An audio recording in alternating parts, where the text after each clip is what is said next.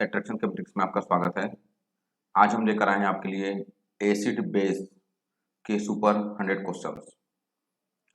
ये हर प्रकार के एग्जाम में प्रतियोगी परीक्षा में पूछा जाता है। आप ध्यान से देखेंगे और आपको ये अभी याद हो जाएगा। आप देखेंगे केवल इस वीडियो के माध्यम से ही, इन प्रश्नों के माध्यम से ही आप हर चीज अभी यहाँ पर सीख जाएंगे। निम्न में से कौन विद्युत अनवगट्य है? Non electrolytes. देखिए, इलेक्ट्रोलाइट मतलब क्या होता है, विद्युत अपघट्य मतलब क्या होता है कि जहां पर भी प्लस या माइनस चार्ज होंगे। तो कभी भी अगर आपके पास आता है इलेक्ट्रिक वर्ड आता है या इलेक्ट्रोलाइट्स आता है तो इसका मतलब होता है प्लस और माइनस चार्ज। लेकिन यहाँ पर पूछा गया है नॉन इलेक्ट्रोलाइट्स। नॉन इलेक्ट्रोलाइट्स मतलब क्या होता है कि ऐसा जहां पर प्लस और माइनस चार्ज नहीं आएगा, है ना, नहीं आएगा। ध्यान देंगे आप, यहाँ पर अनअपघट्य पूछा गया है यहाँ पर क्वेश्चन में, यहाँ पर हिंदी इंग्लिश दोनों में समझेंगे आप। ठीक है, तो हमको क्या करना है, हमको ऐसे कंपाउंड इसमें से चॉइस करना है जो आयनाइज ना हो, जो प्लस और माइनस जो है आयन में ब्रेक नहीं होता। चलिए स्टार्ट करते हैं। अब देखते हैं इसका हम ऑप्शन। पहला ऑप्शन है आपके पास NaCl। चेक करेंगे आप, सोडियम की वैलेंसी कितनी होती है? +1। क्लोरीन की वैलेंसी कितनी होगी? -1। मीन्स ये आयनाइज्ड होता है, तो ये विद्युत अपघट्य है, इलेक्ट्रोलाइट्स है। यहाँ पर भी चेक करेंगे, कैल्शियम की वैलेंसी होती है +2, क्लोरीन का -1, ये भी प्लस माइनस में ब्रेक हो जाएगा। CH3COOH को अगर आप ब्रेक करेंगे, यहाँ पर आप चेक करेंगे, हम बनाकर बता देते हैं आपको, तो ये इस तरीके से ब्रेक होता है CH3COO- और ये हो जाएगा यहाँ पर H+। ये भी चेक कीजिए, प्लस माइनस में ब्रेक हो गया। तो ये A, B और D जो ऑप्शन है ये इसका आंसर हो नहीं सकते। तो इसका आंसर क्या आएगा आपके पास? ये होगा ऑप्शन C, C12H22O11 सुक्रोज। ये इसका आंसर है। मिस समझ जाएंगे, जो सुक्रोज है ये कौन सा कंपाउंड है? तो ये जो है ये कोवेलेंट कंपाउंड है। याद रखेंगे आप, ये क्या है यहाँ पर? कोवेलेंट कंपाउंड है। ये सहसंयोजी यौगिक है, तभी ये जो है प्लस और माइनस में नहीं टूट रहा है, ये आयनित नहीं हो रहा है। ठीक है, तो इस तरीके से अगर आप एक प्रश्न को अच्छे से पढ़ते हैं तो आपको 2-3 जो टॉपिक हैं, कॉन्सेप्ट जो है वो भी आपके यहाँ पर क्लियर होते जाएंगे। चलिए नेक्स्ट, इसके बाद नेक्स्ट है आपके पास अमोनियम हाइड्रोक्साइड है। अमोनियम हाइड्रोक्साइड इज ए, सबसे फर्स्ट ऑप्शन है स्ट्रॉन्ग इलेक्ट्रोलाइट्स, सेकंड है वीक इलेक्ट्रोलाइट्स, थर्ड है यहाँ पर बोथ, और फोर्थ है नॉन इलेक्ट्रोलाइट्स। प्रबल विद्युत अपघट्य, दुर्बल विद्युत अपघट्य, उपरोक्त दोनों, और विद्युत अनवगट्य। चलिए बताइए क्या आंसर आएगा यहाँ पर। तो सबसे फर्स्ट अमोनियम हाइड्रोक्साइड का अगर आप फार्मूला लिखते हैं तो ये होता है NH4OH। ये है NH4OH अमोनियम हाइड्रोक्साइड। ठीक है, और याद रखेंगे अमोनियम हाइड्रोक्साइड क्या है, तो ये वीक बेस है। ये क्या है यहाँ पर? वीक बेस है, ये दुर्बल क्षार है। ठीक है, तो इससे क्या पता चला आपको? यहाँ पर हमको ये पता चला कि अमोनियम हाइड्रोक्साइड जो है वो क्या चीज है, तो वो वीक इलेक्ट्रोलाइट्स है। तो इसका आंसर क्या आएगा आपके पास? Option B, weak electrolytes. चलिए next, question number third. Ammonium hydroxide एक दुर्बल क्षार है। अभी आप ध्यान से देखेंगे, इससे पहले वाले प्रश्न में जो आंसर बनकर आया था यही था, उसका ऑप्शन चेक करेंगे वीक इलेक्ट्रोलाइट्स के फॉर्म में, मतलब दुर्बल क्षार। तो अगर आपको प्रश्न जो है सेकंड, मतलब अगर आप क्वेश्चन सेकंड अगर अच्छे से आप देखते हैं तो आपका जो है क्वेश्चन नंबर जो थर्ड है वो भी आपको क्या होते जा रहा है? याद होते जा रहा है। तो इस तरीके से अगर आप यहाँ पर प्रैक्टिस करते जाएंगे, प्रश्नों को समझते जाएंगे, तो बहुत सारे प्रश्न आपसे इसी तरीके से एक के बाद एक और भी बनते जाएंगे। चलिए, तो अमोनियम हाइड्रोक्साइड एक दुर्बल क्षार है, क्यों है? Ammonium hydroxide is a weak base because, आपको बताना है कि ये वो वीक है, लेकिन क्यों है। तो फर्स्ट ऑप्शन है इसका वाष्प दाब कम है, सेकंड है ये कम आयनीकृत होता है, थर्ड है किसी धातु का हाइड्रोक्साइड नहीं है, और फोर्थ है इसका कम घनत्व है। It has low vapour pressure, it is only slightly ionized, it is not a hydroxide of any metal, और it has low density। ये ऑप्शन दिए हुए हैं, आपको चॉइस करना है क्या आएगा। तो आप बताएंगे कि वीक इलेक्ट्रोलाइट्स क्या होता है, आपको बताना है कि वीक इलेक्ट्रोलाइट्स क्या होता है। ठीक है, तो आपको याद होगा, अगर आप स्ट्रॉन्ग और वीक को अगर आप डिफाइन करते हैं तो स्ट्रॉन्ग क्या होता है? जो कंप्लीटली मीन्स जो पूर्णतः आयनित हो जाता है। जो पूर्णतः क्या होता है? आयनित होता है, जो पूर्णतः आयनित होता है वो स्ट्रांग होता है, ठीक है, कंप्लीटली आयनित हो जाता है। लेकिन जो है आंशिक रूप से होता है, पार्शियल होता है, वो क्या होगा, वो वीक होता है, ठीक है। तो इसका आंसर क्या आएगा, तो आप समझेंगे यहाँ पर कि यह कम आयनीकृत होता है, यह कम आयनीकृत होता है, इसलिए क्या है, ये वीक इलेक्ट्रोलाइट्स है। चलिए नेक्स्ट स्टार्ट करते हैं। Question number 4। विद्युत अपघट्य जल में विलय होकर अपने अवयवी आयनों में वियोजित हो जाते हैं, तो विद्युत अपघट्य के वियोजन की मात्रा बढ़ती है। Electrolytes, when dissolved in water, dissociate into their constituent ions. The degree of dissociation of an electrolytes increase with, क्या बताना है आपको यहाँ पर, increases with, क्यों बढ़ जाता है, मात्रा बढ़ती है ना, ऐसा क्यों हुआ। ध्यान से देखेंगे क्या बोला जा रहा है, उसके हिसाब से आप आंसर देंगे। बहुत ही सरल क्वेश्चन है। विद्युत अपघट्य जल में विलय होकर अपने अवयवी आयनों में वियोजित हो जाता है, बिल्कुल सही है, ठीक है। तो विद्युत अपघट्य के वियोजन की मात्रा बढ़ती है, तो आपको केवल इस पॉइंट पे ध्यान देना है कि वो बढ़ेगी कब, ठीक है। आप फर्स्ट ऑप्शन है आपके पास, विद्युत अपघट्य का सांद्रण बढ़ाने से, सांद्रण मीन्स कंसंट्रेशन, विद्युत अपघट्य का सांद्रण कम करने से, थर्ड है तापक्रम कम करने से, और फोर्थ है ऐसे पदार्थ की उपस्थिति से जो समायन दे, ठीक है, समान मीन्स कॉमन आयन। चलिए बताइए इसका आंसर क्या होगा। विद्युत अपघट्य जल में विलय होकर अपने अवयवी आयनों में वियोजित हो जाते हैं, तो विद्युत अपघट्य के वियोजन की मात्रा बढ़ जाती है, तो वियोजन की मात्रा बढ़ती है, ठीक है। कैसे बढ़ेगा, तो यहाँ पर आ रहा है आपके पास विद्युत अपघट्य का सांद्रण बढ़ाने से, कंसंट्रेशन को अगर आप हाई करते हैं, अगर आप सांद्रण को बढ़ाते जाएंगे, कंसंट्रेशन को अगर आप बढ़ाते जाएंगे, ठीक है, तो उसकी वियोजन की मात्रा जो है नहीं बढ़ेगी, क्योंकि उसकी सांद्रण बढ़ती जा रही है, वो गाढ़ा होते जा रहा है। नेक्स्ट है यहाँ पर विद्युत अपघट्य का सांद्रण कम करने से, तो इसका आंसर क्या आएगा आपके पास, वो है विद्युत अपघट्य का सांद्रण कम करने से, तो ये इसका आंसर आएगा आपके पास ऑप्शन सेकंड। क्यों, अगर आप उसका सांद्रण को कम करते हैं, विद्युत अपघट्य जो है, जो इलेक्ट्रोलाइट्स है, उसकी क्वांटिटी को अगर आप कम करते हैं, ठीक है, तो क्या होते जाएगा, जल्दी जल्दी वो घुलते जाएगा। चलिए नेक्स्ट प्रश्न है आपके सामने, विद्युत अपघट्य मीन्स इलेक्ट्रोलाइट्स क्या होते हैं। फर्स्ट ऑप्शन आपके पास विलयन में संकर आयन देता है, सेकंड ऑप्शन है जल में विलय होने पर आयन देता है, थर्ड है ठोस अवस्था में आयनीकृत होता है, और फोर्थ ऑप्शन है विद्युत प्रवाहित करने पर आयन उत्पन्न करता है। चलिए बताइए यहाँ पर इलेक्ट्रोलाइट्स क्या होते हैं, तो याद रखेंगे आप, इलेक्ट्रोलाइट्स क्या होते हैं, जो जल में विलय होने पर आयन देते हैं, तो सब क्या होते हैं, इलेक्ट्रोलाइट्स होते हैं, तो ये आएगा आपके पास ऑप्शन बी। चलिए नेक्स्ट क्वेश्चन है आपके सामने, गलित सोडियम क्लोराइड में विद्युत धारा किसकी उपस्थिति के कारण प्रभावित होती है। गलित सोडियम क्लोराइड, याद रखेंगे आप यहाँ पर मोल्टेन सोडियम क्लोराइड, ठीक है। फर्स्ट ऑप्शन है आपके पास मुक्त इलेक्ट्रॉनों की, सेकंड है मुक्त आयनों की, थर्ड है मुक्त अणुओं की, और फोर्थ है सोडियम और क्लोरीन के परमाणुओं द्वारा। चलिए सोचिए इसका आंसर क्या आएगा, ध्यान से देखेंगे समझेंगे आप क्या बोला जा रहा है। गलित सोडियम क्लोराइड, अगर आप क्या लेते हैं, मोल्टेन जो है सोडियम क्लोराइड लेते हैं, NaCl लेते हैं, तो ये क्या हो जाता है, आयनाइज हो जाता है Na+, और Cl- में क्या हो जाएगा, ये ऐसा ब्रेक हो जा रहा है, ठीक है। तो ये जो होता है, ये किसकी उपस्थिति के कारण से होता है, ये जो आयन जो नजर आ रहे हैं आपको, ठीक है, ये किसकी उपस्थिति के कारण से जो है नजर आ रहे हैं यहाँ पर, ठीक है। चलिए बताएंगे आप इसका आंसर क्या आएगा, तो ये आएगा आपके पास ऑप्शन बी, मुक्त आयनों की, ठीक है। मतलब यहाँ जो करंट जो फ्लो हो रहा है, यहाँ पर जो धारा प्रवाहित हो रही है, वो किसके कारण से हो रही है, तो ये जो धारा प्रवाहित हो रही है किसके कारण से हो रही है, मुक्त आयनों के कारण हो रही है। क्यों, क्योंकि मुक्त आयन में क्या है, यहाँ पर प्लस और माइनस दोनों ही आवेश है, चार्ज है। चलिए नेक्स्ट क्वेश्चन नंबर 7, प्रबल विद्युत अपघट्य का उदाहरण है। प्रबल विद्युत अपघट्य मीन्स स्ट्रॉन्ग इलेक्ट्रोलाइट्स कौन सा है आपको बताना है। देखेंगे आप, ये KCET कर्नाटका में 2002 में पूछा हुआ क्वेश्चन है, आया हुआ क्वेश्चन है, ध्यान से देखेंगे। पहला ऑप्शन है आपके पास यूरिया, सेकंड है अमोनियम हाइड्रोक्साइड, थर्ड है शर्करा, और फोर्थ है सोडियम एसीटेट। आपको स्ट्रॉन्ग इलेक्ट्रोलाइट्स चॉइस करना है यहाँ पर, ठीक है। चलिए बताएंगे स्ट्रॉन्ग इलेक्ट्रोलाइट्स कैसे होता है।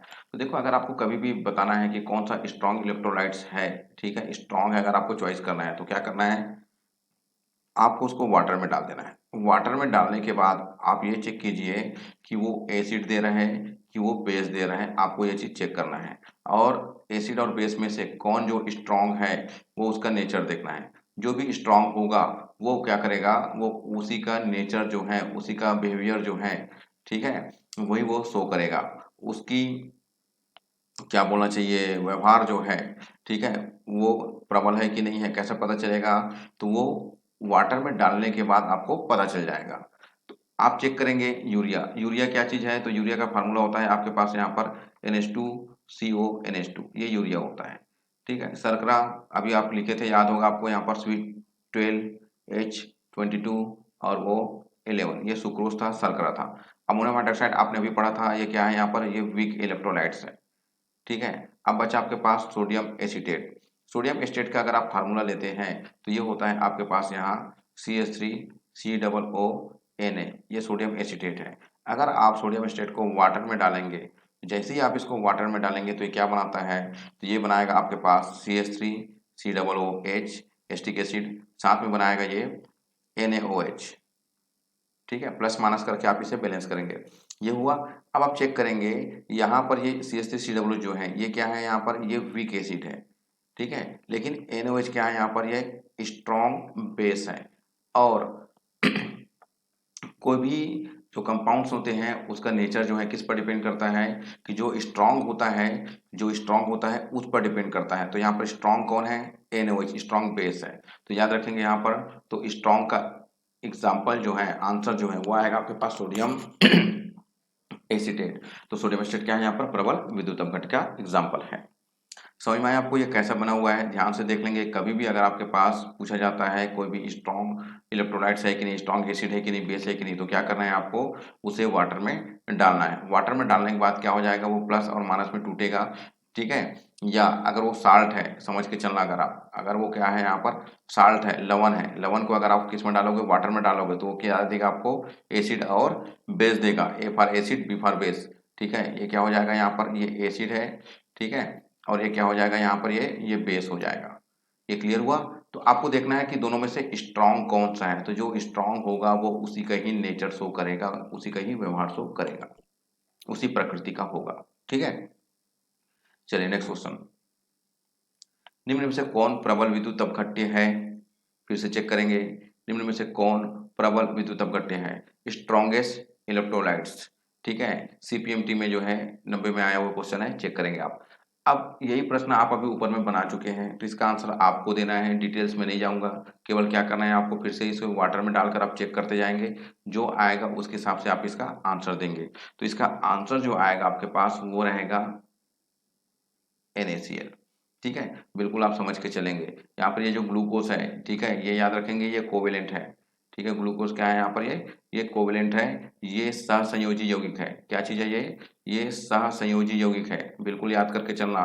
तो ये तो आयनाइज होगा ही नहीं, ये प्लस माइनस चार्ज आपको देगा ही नहीं, प्लस और माइनस चार्ज आपको देगा ही नहीं, ये आयनित होगा ही नहीं, ठीक है। तो आपको केवल क्या करना है, A, B और C में से चॉइस करना है। क्या करेंगे, वाटर में डालेंगे, देखेंगे कौन स्ट्रांग है कौन वीक है। चलिए नेक्स्ट, आयनीकरण का सिद्धांत निम्न में से किसने दिया, theory of ionisation was given by. तो बताएंगे आयनीकरण का सिद्धांत किसने दिया था, तो बहुत ही इजी है, ये दिया था आर्हेनियस ने। चलिए नेक्स्ट क्वेश्चन नंबर 10, आयरन की मात्रा में वृद्धि होती है, आयरन की मात्रा में वृद्धि होती है, the extent of ionisation increases. आपको बताना है कि आयनाइजेशन जो है कैसे इंक्रीज होगा। फर्स्ट ऑप्शन आपके पास विलय की सांद्रता में वृद्धि के साथ, सेकंड ऑप्शन है विलयन में और अधिक जल की मात्रा मिलाने पर, थर्ड है विलयन का तापक्रम घटाने पर, और फोर्थ है विलयन को तेजी से हिलाने पर। तो चलिए बताएंगे आप यहाँ पर किस तरीके से जो है आप आयरन की क्वांटिटी को बढ़ा सकते हैं, कैसे बढ़ा सकते हैं। तो बहुत ही सिंपल आंसर है, यहाँ पर ध्यान से देखेंगे, विलयन में और अधिक जल की मात्रा बढ़ाने पर। तो याद रखेंगे जैसे जैसे आप जल की मात्रा बढ़ाते जाएंगे, ठीक है, तो क्या होते जाता है, वो तनु होते जाता है, ठीक है, वो डाइल्यूट होते जाएगा, और वो इजी से क्या करेगा, यहाँ पर प्लस और माइनस चार्ज में जो है टूटते जाएगा, मतलब वो आपको आसानी से क्या देगा, ये आयन देगा, ठीक है। चलिए नेक्स्ट पॉइंट, सामान्यतः कौन सा कथन आयनिक यौगिकों के लिए सत्य है, ठीक है। ट्रू अबाउट आयनिक कंपाउंड्स, क्या बताना है आपको, कौन सा यहाँ पर ट्रू है, कौन सा सत्य है, बताना है किसके लिए, आयनिक कंपाउंड के लिए। सबसे फर्स्ट है यहाँ पर ऑप्शन क्वथनांक कम होता है, लो बॉइलिंग पॉइंट। थर्ड है यहाँ पर, सॉरी, सेकंड है यहाँ पर गलनांक कम होता है, low melting point. Third option है अध्रुवी विलायकों में घुलनशील है, soluble in non polar solvents, और फोर्थ ऑप्शन है गलित अवस्था में विद्युत का चालन करते हैं। चलिए बताएंगे क्या आंसर आएगा आपके पास यहाँ पर। सोचेंगे, बहुत इजी क्वेश्चन है, पढ़ा हुआ है, अभी आपने जो लिया था ना मोल्टेन NaCl साल्ट वाला जो लिए थे, ठीक है, उसी के अकॉर्डिंग आप इसका आंसर देंगे। तो इसका आंसर आएगा आपके पास, ये गलित अवस्था में विद्युत का चालन करते हैं। चलिए नेक्स्ट क्वेश्चन। एक यौगिक की आयनीकरण की कोटि निर्भर करती है, the degree of ionisation of a compound depends on. एक यौगिक की आयनीकरण की कोटि निर्भर करती है, मीन्स आपको फिर से पॉजिटिव और नेगेटिव आयन में उसे ब्रेक करना है। तो किस पर डिपेंड करेगा?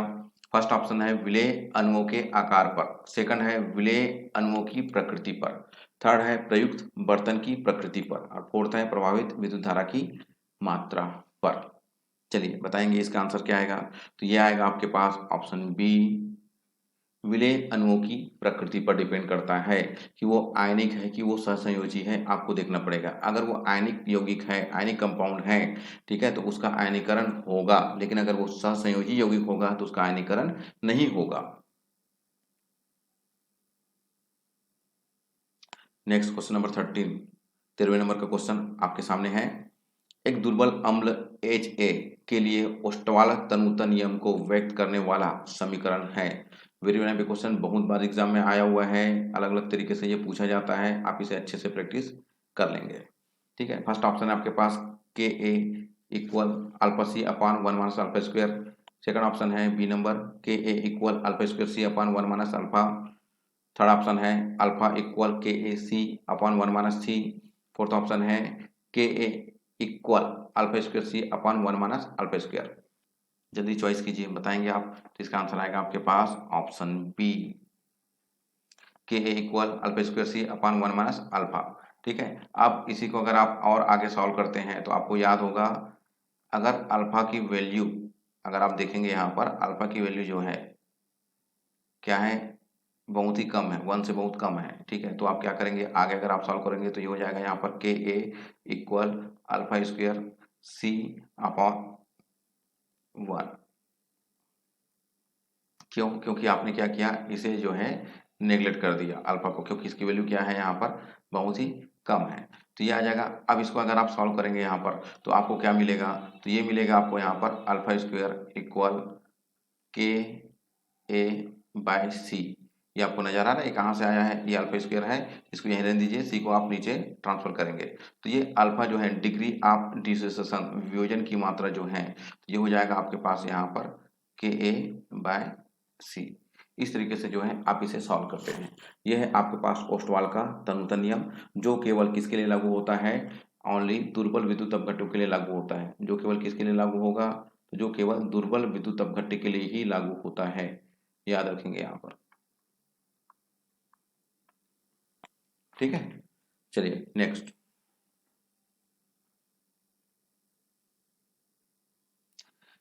एसिटिक अम्ल दुर्बल विद्युत अपघट्य है, क्यों? फिर से क्वेश्चन रिपीट हो रहा है। इस टाइप से प्रश्न पहले आप बना चुके हैं, तो इसे ज़्यादा डिटेल करने की जाने की आवश्यकता नहीं है, बहुत ही इजी है। आप बहुत अच्छे से एक बार पढ़िए और इसका आंसर दीजिए। तो डायरेक्ट इसका आंसर आएगा आपके पास, इसका अधिक वियोजन नहीं होता है, इसका आयनन कम होता है। ठीक है, तो ये तो आपको आ ही रहे थे पहले से। चलिए नेक्स्ट, अगला क्वेश्चन। निम्न में कौन सा पदार्थ विद्युत अपघट्य है? आपको चॉइस करना है यहाँ पर, कौन है जो क्या है, इलेक्ट्रोलाइट्स है, ये आपको बताना है। फर्स्ट ऑप्शन है आपके पास क्लोरोफॉर्म, सेकंड ऑप्शन है बेंजीन, थर्ड है टाल्विन और फोर्थ है मैग्नीशियम क्लोराइड। विद्युत अपघट्य मतलब मैंने क्या बताया था आपको, जो प्लस और माइनस जो है आवेश देगा, आयनाइज हो जाएगा, जो आयनित हो जाएगा, ये आपको देखना है। जो क्या करेगा, जो आयनित होता है, ठीक है, जो आयनित होता है, ये आपको यहाँ पर पहचानना है, कौन है जो आयनित होगा यहाँ पर। ठीक है, तो उसके हिसाब से आप ये बनाएंगे।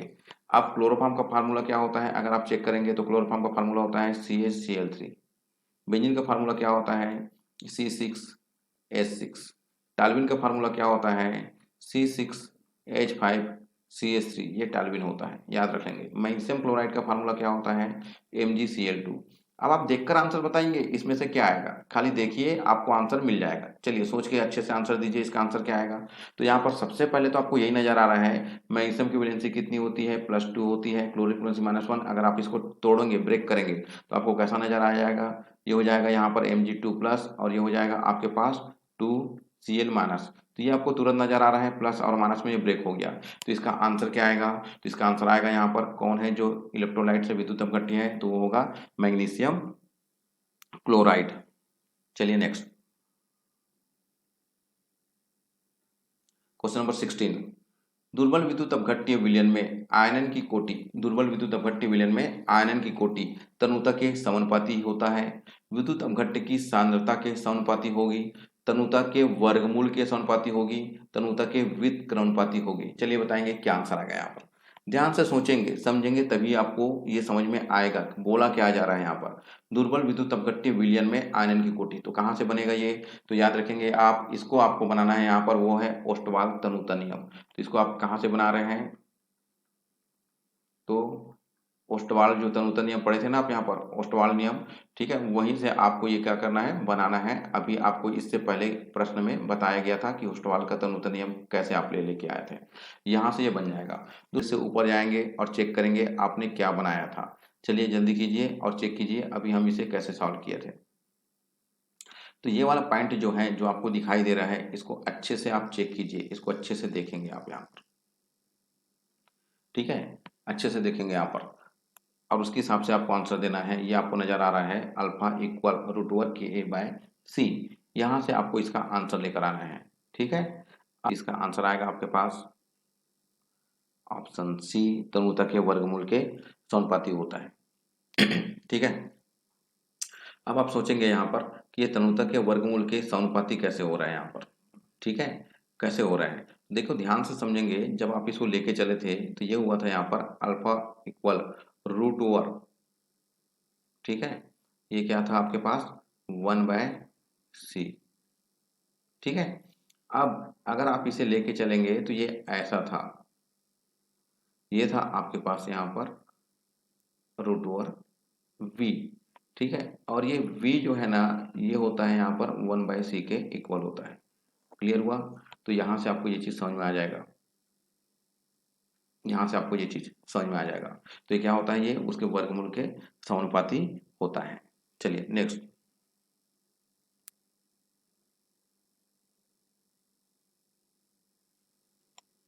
Question number 17। आयनन की कोटि को कौन प्रभावित नहीं करता, आयनन की कोटि को कौन प्रभावित नहीं करता। सबसे फर्स्ट ऑप्शन है आपके पास यहाँ पर टेम्परेचर तापक्रम, सेकंड है कंसंट्रेशन सांद्रण, थर्ड है यहाँ पर टाइप्स ऑफ सॉल्वेंट विलायक का प्रकार और फोर्थ है यहाँ पर करंट। चलिए धारा बताएंगे यहाँ पर क्या आंसर आ गया। यहाँ पर आयनन की कोटि को कौन प्रभावित नहीं करता है, नहीं करता है, ये पूछा जा रहा है आपसे। तो इसका आंसर आएगा आपके पास ऑप्शन डी, वो है करेक्ट, ठीक है। चलिए नेक्स्ट, आयनन निर्भर करता है, आयनन निर्भर करता है, आयनाइजेशन जो है किस पर डिपेंड करता है। फर्स्ट ऑप्शन है दाब पर, सेकंड है आयतन पर, थर्ड है तनुता पर और फोर्थ है इनमें से कोई नहीं। चलिए जल्दी बताएंगे आप, आयनन किस पर निर्भर करता है, जल्दी से सोचेंगे और आंसर देंगे यहाँ पर। तो बहुत ही इजी क्वेश्चन है, बहुत बार रिपीट होके आ रहा है और ये देखेंगे आप CPMT में आए हुए प्रश्न है यहाँ पर। इसका आंसर आएगा आपके पास डाइल्यूशन, तनुता पर निर्भर करता है। Question number 19। निम्न में कौन लुईस अम्ल नहीं है, निम्न में से कौन लुईस अम्ल नहीं है, ठीक है, लुईस अम्ल नहीं है। तो लुईस अम्ल क्या होता है ये आपको समझना पड़ेगा, कि यहाँ पर समझना पड़ेगा कि ये लुईस एसिड क्या होता है। तो क्या होता है, जो लोन पेयर, जो लोन पेयर इलेक्ट्रॉन को क्या करता है, एक्सेप्ट करता है ना, तो क्या होता है, वो लुईस एसिड होता है। लुईस एसिड को हमने लिखा है यहाँ पर La। तो लुईस एसिड क्या होता है, जो लोन पेयर ऑफ इलेक्ट्रॉन, जो एक अकेले इलेक्ट्रॉन युग्म क्या करता है, ग्रहण करता है, वो क्या होता है, लुईस एसिड होता है, ठीक है। मतलब उसके पास इलेक्ट्रॉन की कमी होनी चाहिए तभी वो क्या करेगा, इलेक्ट्रॉन पेयर में ग्रहण करेगा, ठीक है ना। ये चीज को आप याद करके चलेंगे। चलिए अब बताएंगे यहाँ पर इसका आंसर क्या आएगा, अच्छे से सोचिए इसका आंसर क्या आएगा। तो इसका आंसर आएगा आपके पास यहाँ पर CO, ठीक है। अगर आप ध्यान से देखेंगे, ध्यान से समझेंगे कि ऐसा क्यों हो रहा है, तो आपको थोड़ा-सा एक चीज़ समझना पड़ेगा कि सिलिकॉन के आउटर सेल में कितने इलेक्ट्रॉन्स होते हैं यहाँ पर। सिलिकॉन के आउटर सेल में यहाँ पर 4 इलेक्ट्रॉन्स होते हैं और 4 क्लोरीन के साथ क्या किया उसने, ऐसा शेयर कर लिया, ठीक है। इसके पास आउटर सेल में अब कितने इलेक्ट्रॉन हो चुके हैं, 8 इलेक्ट्रॉन हो चुके हैं, लेकिन कोई भी जो है लोन पेयर इसके पास नहीं है, एकाकी इलेक्ट्रॉन युग्म इसके पास नहीं है सिलिकॉन के पास, ठीक है। इसके बाद आप देखेंगे यहाँ पर ये Zn2+ को अगर आप देखते हैं, यहाँ पर Zn2+ को अगर आप देखते हैं, ठीक है, समझ के चलिए आप, लुईस अम्ल नहीं है, तो ये इसने क्या किया है, 2+ मतलब 2 इलेक्ट्रॉन क्या किया इसने पहले त्याग किया था, अब ये क्या करेगा फिर से 2 इलेक्ट्रॉन जो है ये ग्रहण कर सकता है, मतलब ये क्या करेगा 2 इलेक्ट्रॉन को ग्रहण करने की क्षमता लगता है, तो ये लुईस एसिड ये है, ठीक है। फिर आपके पास आ रहा है यहाँ पर, इसको चेक करेंगे यहाँ पर, ठीक है, CO और SO3, तो पहले आप SO3 को पहले चेक कर लीजिए। अगर आप देखेंगे सल्फर, इसके आउटर सेल में कितने इलेक्ट्रॉन्स होते हैं, सल्फर के आउटर सेल में अगर आप चेक करेंगे तो यहाँ पर आपको नजर आ रहा है टोटल करके कितने हैं, 6 इलेक्ट्रॉन्स हैं। अब उसमें से क्या करेगा वो, ये इसके साथ एक ऑक्सीजन के साथ ऐसा शेयर करेगा और ये इसको एक ऑक्सीजन को लोन पेयर ये दे देगा और ये दूसरे ऑक्सीजन को ये लोन पेयर ये ऐसा दे देगा। ये क्लियर हुआ। अब आप चेक करेंगे क्या इसके पास इलेक्ट्रॉन की कमी थी, क्या इसको इलेक्ट्रॉन चाहिए क्या, तो इसके पास इलेक्ट्रॉन की कमी नहीं है, इसके पास इलेक्ट्रॉन की कमी नहीं है, याद रखेंगे आप, कमी नहीं है, समझ में आ रहा है ना, इलेक्ट्रॉन की कमी नहीं है इसलिए लुईस एसिड नहीं होगा, इसे इलेक्ट्रॉन नहीं चाहिए, तो बस ऑप्शन जो बचा है उसको आप टिक कीजिए, आंसर आएगा आपके पास CO, ठीक है। तो इस तरीके से आप देख सकते हैं यहाँ पर कि अगर आपको कभी कोई प्रश्न डाउट लगता है तो आप उस पर फोकस ना करके जो अदर जो ऑप्शन दिए हैं ना उसके हिसाब से भी ये आप ये बना सकते हैं। क्वेश्चन नंबर 20, निम्न साम्य अभिक्रिया को देखकर सही कथन का चयन कीजिए। HClO4 plus H2O gives H3O plus और ClO4 माइनस। अब आपको बताना है यहाँ पर कि मतलब संयुग्मी अम्ल और क्षार चॉइस करना है आपको, है ना। तो फर्स्ट ऑप्शन आपके पास HClO4 H2O का संयुग्मी अम्ल है, H3O प्लस H2O का संयुग्मी क्षार है, H2O H3O प्लस का संयुग्मी अम्ल है, ClO4 माइनस HClO4 का संयुग्मी क्षार है। अब यहाँ पर जो है इस चीज़ को समझने के लिए आपको हमारा जो पहले वाला जो वीडियो है एसिड बेस का जो वीडियो है जो पहले हमने बनाया था वो आप देखेंगे, उसके बाद ही आपको समझ में आएगा। तो इसके लिए आपको क्या करना है, आपको हमारा कॉन्जुगेट एसिड बेस, ठीक है, कॉन्जुगेट एसिड बेस वाला वीडियो आपको देखना है। मैं यहाँ पर पूरा अच्छे से लिख के दे रहा हूँ ताकि आपको याद रहे कि मैं बोलना क्या चाह रहा हूँ। आपको यहाँ पर कॉन्जुगेट एसिड बेस वाला वीडियो देखना है। आप जब देखेंगे तो पूरे अच्छे से जो है आप ये सीख जाएंगे कैसे होता है, ठीक है। तो ये क्या होता है आपको HA और यहाँ पर क्या आएगा आपके पास, जैसे ही जो है आप इसको ब्रेक करेंगे तो क्या मिलेगा आपको, यहाँ पर ये हो जाएगा H+ और ये हो जाएगा A माइनस। तो कॉन्जुगेट एसिड बेस में केवल एक प्रोटॉन का डिफरेंस होता है, ये चीज को आप याद करके चलेंगे, ठीक है। तो ये H क्या है यहाँ पर, ये एसिड है, H क्या है यहाँ पर एसिड है, और ये जो A माइनस है ये क्या है उसका यहाँ पर, ये कॉन्जुगेट बेस है, संयुग्मी क्षार है। तो इसके हिसाब से आप इसे बना कर देखेंगे और जब बना कर देखेंगे तो इसका आंसर जो आपको मिलेगा वो है ऑप्शन डी, ये करेक्ट है। चलिए नेक्स्ट,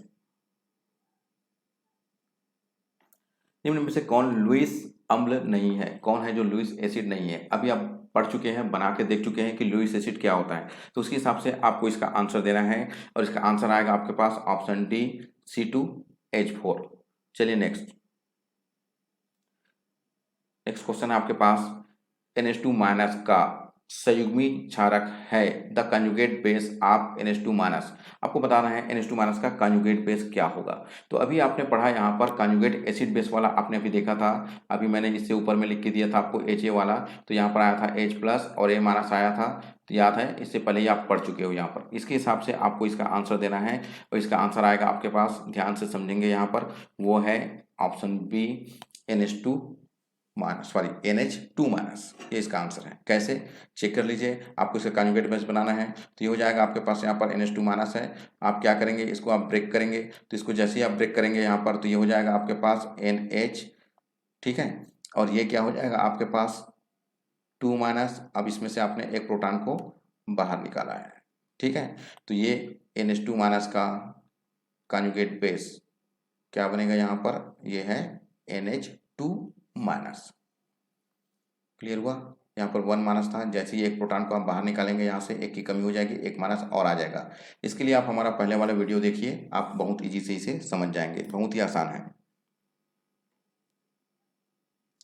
नेक्स्ट प्रश्न आपके सामने है, एक अम्ल की शक्ति उसकी इस प्रवृत्ति पर निर्भर करती है। आपको बताना है कि कोई भी चीज जो है एसिड होता है तो वो एसिड क्यों है। फर्स्ट ऑप्शन आपके पास प्रोटॉन ग्रहण करने की, सेकंड है प्रोटॉन दान करने की, थर्ड है इलेक्ट्रॉन ग्रहण करने की, और फोर्थ है इलेक्ट्रॉन त्यागने की। तो अम्ल क्या होता है, उसकी स्ट्रेंथ जो है, किसी भी एसिड की स्ट्रेंथ जो है वो किस पर डिपेंड करती है। तो याद रखेंगे, किसी भी एसिड की स्ट्रेंथ जो है वो डिपेंड करती है कि को कितने ईजी से, कितनी आसानी से क्या करता है, प्रोटॉन को दान करता है। ठीक है, एमपीपीटी में आया हुआ प्रश्न है ये। चलिए नेक्स्ट क्वेश्चन नंबर 24, निम्न में कौन इलेक्ट्रॉन स्नेही नहीं है। ठीक है, क्या बोला जा रहा है, समझ के चलना है। यहाँ पर आपको इलेक्ट्रोफाइल पूछा जा रहा है। यहाँ पर इलेक्ट्रॉन स्नेही नहीं है। इलेक्ट्रॉन स्नेही क्या होता है, जो इलेक्ट्रॉन को स्नेह करता है, इलेक्ट्रॉन को अपनी ओर क्या करता है, आकर्षित करता है, वो इलेक्ट्रॉन स्नेही होता है। तो यहाँ पर कौन है जो इलेक्ट्रॉन को आकर्षित नहीं करेगा। तो सिंपल सी बात है, ठीक है, इलेक्ट्रॉन स्नेही नहीं है तो क्या आंसर आएगा, तो जिसका अष्टक पूर्ण है, समझ के चलेंगे आप यहाँ पर। ठीक है, तो जिसका अष्टक पूर्ण है, अगर आप चेक करेंगे यहाँ पर NH3 को, इसका आंसर आएगा आपके पास NH3। अगर आप चेक करेंगे तो अमोनिया के आउटर सेल में कितने इलेक्ट्रॉन्स होते हैं, तो इसके पास आउटर सेल में 5 इलेक्ट्रॉन्स हैं। एक हाइड्रोजन के साथ शेयर किया 6, ये हो जाएगा 7, और यहाँ से एक और शेयर किया तो 8। इसके पास टोटल कितने इलेक्ट्रॉन हो चुके हैं, इसके आउटर सेल में 8 इलेक्ट्रॉन है। तो ये क्या है, ये स्टेबल हो चुका है, ये स्थायी है। ठीक है, ये स्टेबल हो चुका है, स्थायी हो चुका है ये। तो आप क्या समझ में आया, ये इलेक्ट्रॉन स्नेही नहीं है, इस इलेक्ट्रॉन की आवश्यकता नहीं पड़ेगी। चलिए नेक्स्ट क्वेश्चन नंबर 25, निम्नलिखित में से कौन सा ब्रोंस्टेट अम्ल और ब्रोंस्टेट क्षार दोनों की भांति कार्य करता है। तो इसके लिए फिर से आप हमारा वीडियो देखिएगा, एसिड बेस वाला, वहां पर आपको सिखाया गया, समझाया गया है कि ब्रोंस्टेट एसिड और बेस क्या होता है यहाँ पर। ठीक है, ये आपको वहां पर सिखाया गया है। तो प्रोटॉन डोनर जो है वो क्या होता है, एसिड होता है। याद रखेंगे, जो प्रोटॉन क्या होता है, जो डोनर होता है, जो प्रोटॉन क्या करता है, दान करता है, वो एसिड है। और जो क्या करेगा, उसे एक्सेप्ट करेगा, जो ग्रहण करेगा। ठीक है, जो प्रोटॉन H+, याद रखेंगे, जो प्रोटॉन H+ डोनर है, दान करता है, वो अम्ल है। और जो ग्रहण करेगा, ठीक है, जो ग्रहण करेगा वो क्या हो जाएगा, यहाँ पर क्षार हो जाएगा। उसके हिसाब से आपको आंसर देना है, जो दोनों की भांति व्यवहार करता है। दोनों की भांति मतलब जो दान भी कर सकता है और ग्रहण भी कर सकता है। जो क्या करेगा, दान भी करेगा, साथ ही साथ क्या कर सकता है, ग्रहण भी कर सकता है। ये आपको यहाँ पर बताना है। तो वो दोनों की भांति व्यवहार प्रदर्शित करेगा। तो बताइए ऐसा कौन सा है जो आपको नजर आ रहा है। बहुत इजी क्वेश्चन है, बहुत आसान है, जल्दी से चेक करेंगे तो इसका आंसर आएगा आपके पास ऑप्शन बी। अगर आप चेक करेंगे तो ये हो जाएगा यहाँ पर SCO3 माइनस। जैसे ही ये क्या करेगा, एक प्रोटॉन दान करेगा, तो ये हो जाएगा आपके पास यहाँ पर CO3 2 माइनस। अब उसके बाद फिर से अगर आप इसे एक प्रोटॉन को देंगे तो ये क्या हो जाएगा, SCO3 1 माइनस। मतलब आप क्या समझ रहे हैं, यहाँ से क्या कर रहे हैं, आप इस एक प्रोटॉन को क्या कर रहे हैं, यहाँ बाहर निकाल रहे हैं, और इस डायरेक्शन से क्या कर रहे हैं, इस एक प्रोटॉन को फिर से आप उसे एक्सेप्ट करा रहे हैं। तो ये प्रोटॉन दान भी कर रहे हैं और ग्रहण भी कर रहे हैं, ये इसका आंसर आएगा। चलिए नेक्स्ट क्वेश्चन नंबर 26, एक लुईस एसिड, बहुत ही इजी है, बहुत ही आसान प्रश्न है, आप पढ़ चुके हैं और आपको ये याद हो चुका है। तो इसका आंसर आएगा आपके पास यहाँ पर इलेक्ट्रॉन युग्म ग्राही होता है। रिपीट हो गया क्वेश्चन, अच्छे से चेक करेंगे। MPPMT जो बहुत पहले होता था उसमें आया वो प्रश्न है। चलिए नेक्स्ट क्वेश्चन नंबर 27, निम्न में कौन सा प्रबल संयुग्मी क्षार है। ठीक है, संयुग्मी क्षार मतलब क्या होता है, यहाँ पर समझ के चलेंगे। आपसे पूछा जा रहा है यहाँ पर कॉन्जुगेट बेस पूछा जा रहा है। क्या पूछा जा रहा है यहाँ पर, कॉन्जुगेट बेस, और कौन सा, वो भी स्ट्रांग होना चाहिए यहाँ पर। ठीक है, तो याद करके चलिएगा। अगर आप लेते हैं कॉन्जुगेट एसिड बेस, अगर आप पढ़ते हैं तो जैसे मैंने बताया आपको, H क्या है, यहाँ पर एसिड है।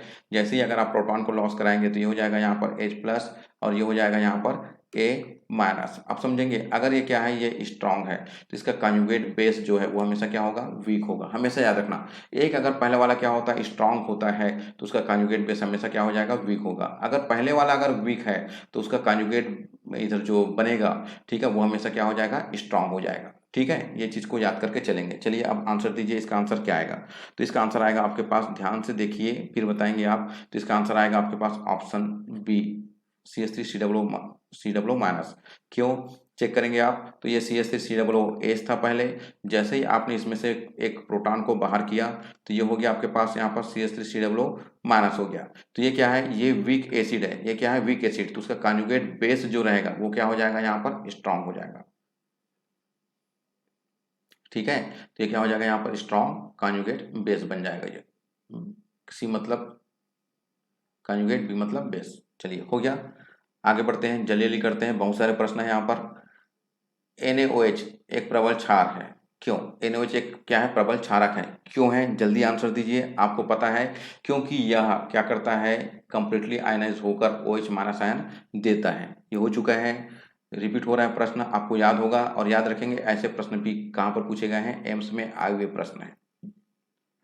नेक्स्ट क्वेश्चन नंबर 29, निम्न में से कौन सा ब्रोंस्टेड क्षारक है?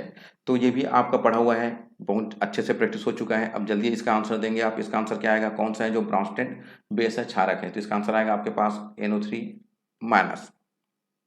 क्यों, यही क्यों आया, ब्रोंस्टेड बेस जब पूछा जा रहा है तो NO3 माइनस क्यों आएगा? तो क्या होता, ब्रोंस्टेड बेस क्या होता है, जो प्रोटॉन क्या करता है, ग्राही होता है। जो प्रोटॉन H प्लस, इसको आप क्या बोलते हैं, प्रोटॉन बोलते हैं।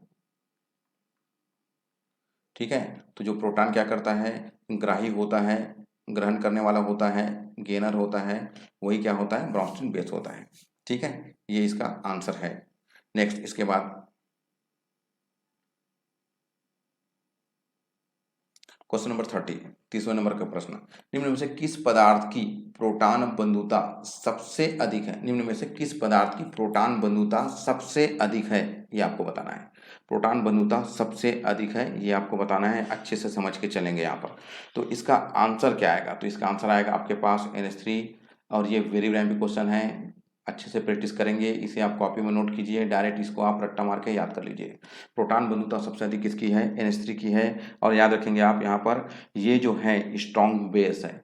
ये NH3 जो है ये क्या चीज़ है यहाँ पर, ये स्ट्रॉन्ग बेस है। बिल्कुल रट्टा मार के याद कर लेंगे आप। ठीक है, इसको यहाँ पर अगर आप कंपेयर करेंगे तो यहाँ पर ये सबसे ज़्यादा क्या है, प्रबल क्षार है इन लोग से। ठीक है, तो वो क्या करेगा, उसको बांध कर रखेगा, खींच कर रखेगा अच्छे से प्रोटॉन को। ये IIT के मेंस में आने लायक प्रश्न है। चलिए नेक्स्ट, इसके बाद है प्रश्न आपके पास क्वेश्चन नंबर 31, निम्न में से कौन प्रबल लुईस अम्ल है? कौन है जो स्ट्रॉन्गेस्ट, क्या है यहाँ पर, लुईस एसिड है। आपको बताना है यहाँ पर, एमसेट में आए हुए प्रश्न ये भी जल्दी से देखेंगे और इसका आंसर बताएंगे आप। तो इसका आंसर क्या आएगा, तो इसका आंसर आएगा आपके पास Bi3। ये क्या चीज़ है यहाँ पर, स्ट्रॉन्ग लुईस एसिड है, और इसे आप अच्छे से याद कीजिए। नेक्स्ट, इसके बाद अमोनिया के जलीय विलयन में होते हैं। आपको बताना है यहाँ पर अमोनिया के जलीय विलयन में क्या होते हैं। अमोनिया NH3, आपको बताना है कि उसके जलीय विलयन में आपको क्या मिलेगा। तो जैसे ही अगर आप अमोनिया को वाटर में डालते हैं, अगर आप क्या लेते हैं, NH3 लेते हैं, अमोनिया लेते हैं, और उसे आप वाटर में डालते हैं, तो जैसे ही अगर आप उसको वाटर में डालेंगे तो आपको क्या मिलेगा, तो जैसे ही आप उसको वाटर में डालेंगे तो आपको मिलेगा यहाँ पर NH4 plus and OH minus. ठीक है, ये इसका आंसर है। चलिए नेक्स्ट क्वेश्चन, क्वेश्चन नंबर 33, निम्न में से कौन सा लुईस एसिड नहीं है? तो आप लुईस एसिड बेस पढ़ चुके हैं, तो आप इसमें ज़्यादा दिमाग नहीं लगाना है, जल्दी से जल्दी जो है इसका आंसर आपको देते जाना है। तो कौन है जो लुईस एसिड नहीं है, तो इसका आंसर क्या आएगा आपके पास, NH3। ये लुईस एसिड नहीं है, क्यों? क्योंकि इसके आउटर शेल में कितने इलेक्ट्रॉन हो चुके हैं, 8 इलेक्ट्रॉन हो चुके हैं। इसके बाह्यतम कोश में 8 इलेक्ट्रॉन है। ठीक है, इस इलेक्ट्रॉन की आवश्यकता अब नहीं है। फिर से आपके पास है यहाँ पर लुईस अम्ल का उदाहरण है, an example of Lewis acid. ठीक है, चलिए बताएंगे इसका आंसर क्या आएगा। लुईस एसिड का एग्जाम्पल बताना है, मतलब कौन जो इलेक्ट्रॉन क्या करेगा, ग्रहण करेगा। तो इसका आंसर क्या आएगा आपके पास, AlCl3। अगर आप देखेंगे तो एल्यूमिनियम के आउटर सेल में कितने इलेक्ट्रॉन्स होते हैं, 3 इलेक्ट्रॉन्स होते हैं।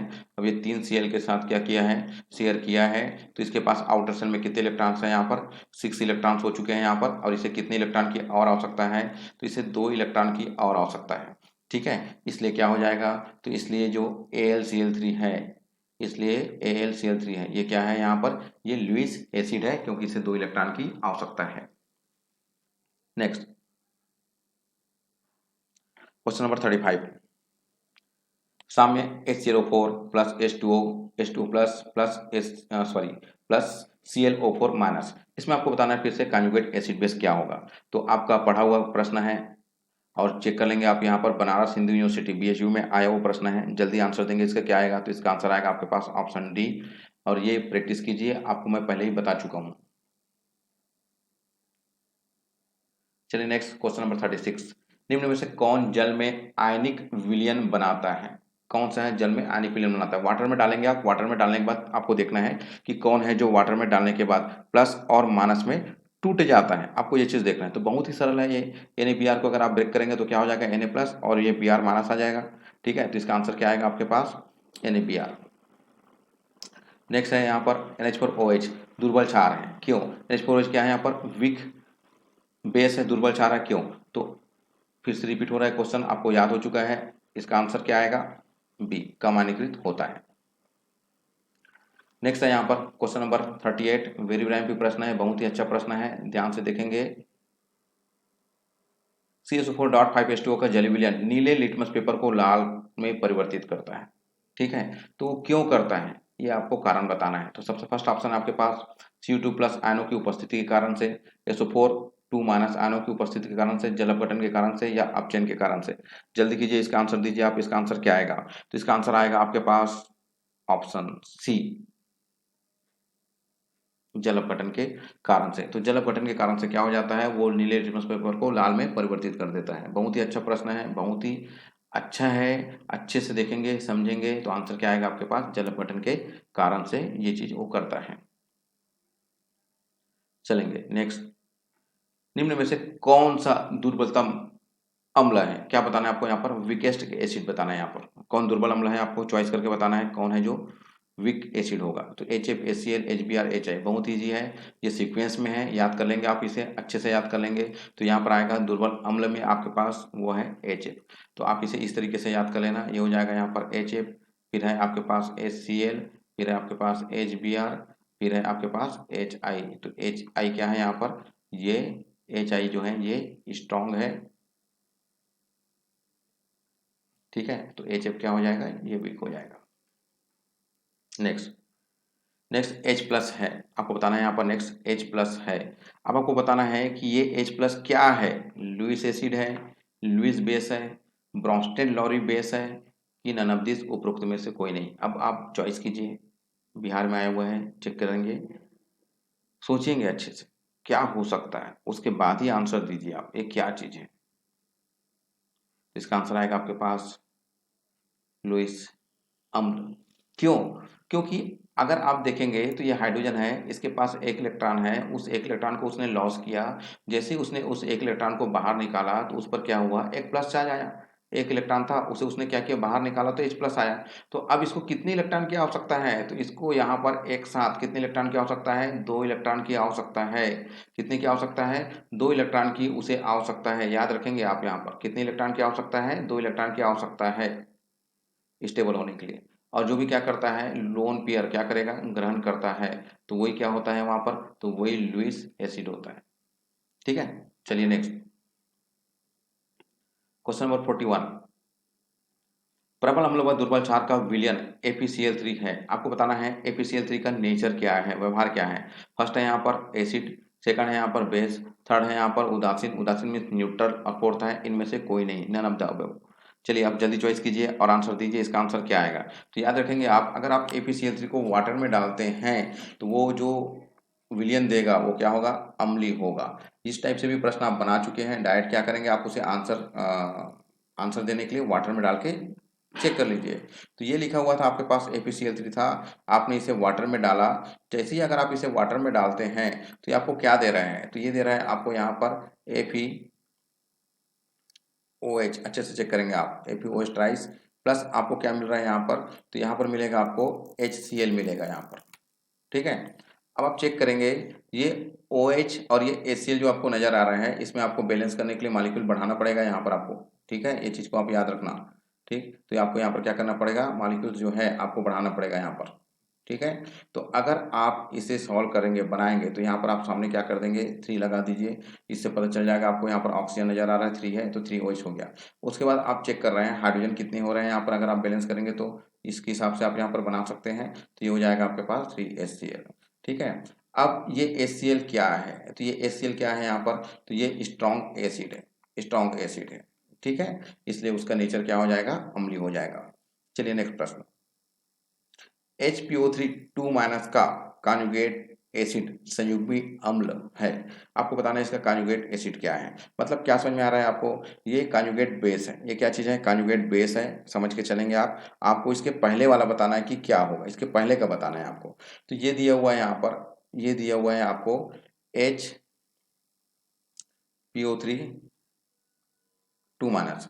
अब इसके पहले में ये क्या था, यहाँ पर सोचेंगे क्या था पहले में, तो ये आपको नजर आएगा यहाँ पर, वो है H2PO3 1 माइनस, और ये क्या है, इसका आंसर है option C.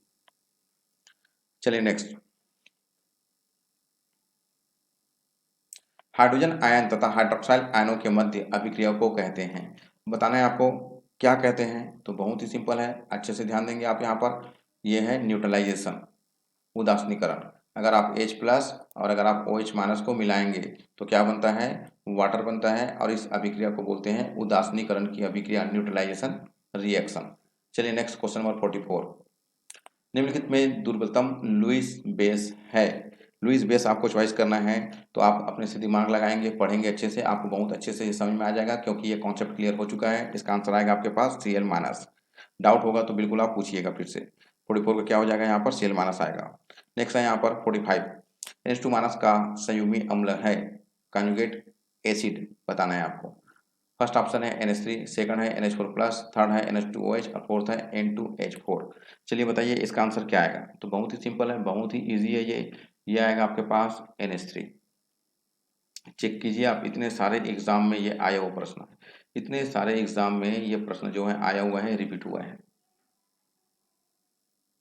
Next question number 46, ammonium carbonate का जलीय विलयन होता है, अमोनियम कार्बोनेट का जलीय विलयन होता है। अब आपको बताना है अमोनियम कार्बोनेट का जो जलीय विलयन है वो क्या है, ठीक है, बहुत ही सिंपल है, बनाए हुए प्रश्न है, वाटर में डालना है आपको, वाटर में डालने के बाद देखना है कि उसका नेचर क्या है। तो अगर आप नेचर देखेंगे तो आपको पता चलेगा कि वो क्या हो जाएगा, वो वीक बेस है, दुर्बल क्षार होगा। आप चेक करेंगे, बनाएंगे तो आपको समझ में आ जाएगा, ये इसका आंसर आएगा।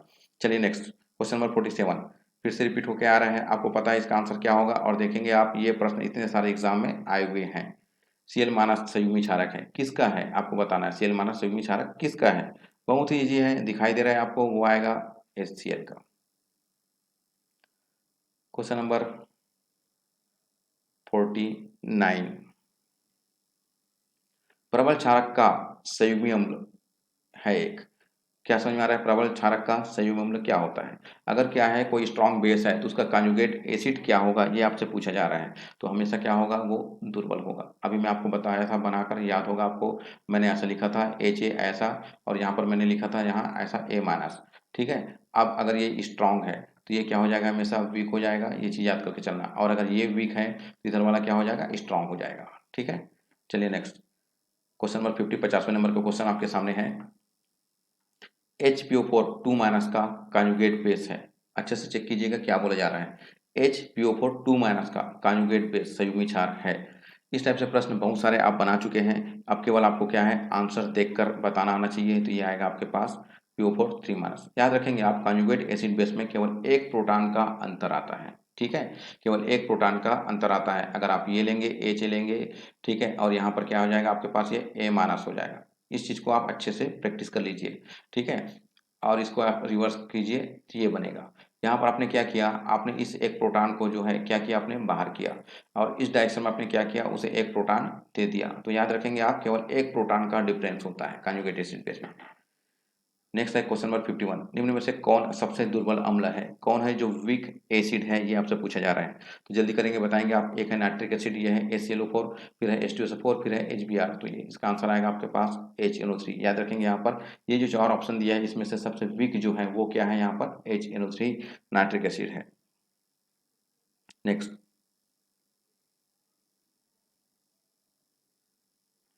निम्न में से कौन लुईस एसिड नहीं है, मतलब किसको इलेक्ट्रॉन की आवश्यकता नहीं है, ये आपको चॉइस करना है। यहाँ पर कौन है जो लुईस एसिड नहीं है। तो ये रिपीट होके आया है, पहले भी आप पढ़ चुके हो, डायरेक्ट आंसर लगाइए, अब आपको याद हो चुका है NH3। नेक्स्ट क्वेश्चन नंबर 53, प्रबल अम्ल का संयुग्मी क्षार दुर्बल होता है, करेक्ट है। एक अम्ल इलेक्ट्रॉन ग्राही, सॉरी, एक अम्ल जो है इलेक्ट्रॉन युग्म ग्राही होता है, ऐसा बोला जा रहा है, इलेक्ट्रॉन युग्म ग्राही होता है। ठीक है, तो बताइए इलेक्ट्रॉन युग्म ग्राही होता है क्या कोई? चेक कीजिए, आप लुईस एसिड बेस पढ़ चुके हो आप यहाँ पर, उसके हिसाब से दीजिए। उसके बाद आप यहाँ पर कॉन्जुगेट एसिड बेस भी पढ़ चुके हो। अब आपको बताना है, दो ऑप्शन है ए और बी, इसमें से पहला बोला जा रहा है सही है, फर्स्ट और सेकंड दोनों सही है, बी ऑप्शन है गलत है, सी ऑप्शन है पहला तो सही है लेकिन सेकंड गलत है, डी ऑप्शन है पहला गलत और सेकंड सही है। चलिए अच्छे से पढ़िए, सोचिए और आंसर दीजिए, क्या आएगा। तो बहुत ही इजी है, क्योंकि पढ़ते पढ़ते आप लोग को प्रैक्टिस हो चुकी है अब, तो इसका आंसर आएगा आपके पास ए सही है। चलिए नेक्स्ट क्वेश्चन नंबर 54, किसके विलयन का पीएच 7 से कम होगा? किस विलयन का पीएच 7 से कम होगा? 7 से कम होना मतलब क्या होता है? 7 से कम मतलब होता है एसिड। अब आपको बताना है यहाँ पर कौन है, इसका आंसर चॉइस करेंगे आप। तो इसका आंसर क्या आएगा आपके पास? FeCl3। इससे पहले नंबर के क्वेश्चन में आप बना चुके हैं, ध्यान देंगे आप, वहां पर आया हुआ था HCl एसिड था वहां पर, ठीक है, इसलिए उसका पीएच क्या हो जाएगा? 7 से कम हो जाएगा। बाकी सबको अगर आप वाटर में डालते जाएंगे, अगर आप सबको किस में डालते जाएंगे? वाटर में डालेंगे, तो आपको क्या मिलेगा यहाँ पर? NOH मिलेगा, जो स्ट्रॉन्ग बेस है। यहाँ पर भी क्या मिलेगा आपको? वाटर में डालने से NOH मिलेगा, और ये भी NOH है, मतलब सबका पीएच क्या हो जाएगा? 7 से ज़्यादा हो जाएगा, 7 से ज़्यादा हो जाएगा। और यहाँ पर क्या पूछा गया है? 7 से कम पूछा गया है। 7 से कम किसका होता है? एसिड का होता है।